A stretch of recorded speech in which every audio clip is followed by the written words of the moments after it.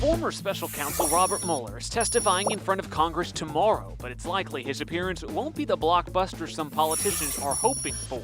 Let's connect the dots. Democrats have been working for months to get Mueller to testify about his investigation into President Trump's 2016 campaign and possible ties to Russia.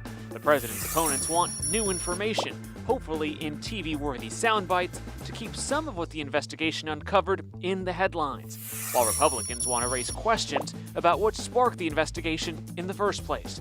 Both sides will probably walk away unhappy. Mueller has already said he won't reveal any new information not already in his report, and he has a tendency to deliver answers that are long, complicated, and using words only seen on the SAT.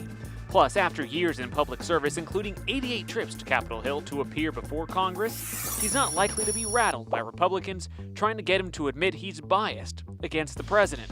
So while a lot of us will be watching, don't expect too many plot twists or surprise endings. Connecting the dots, I'm Marcelino Benito for H-Town Rush.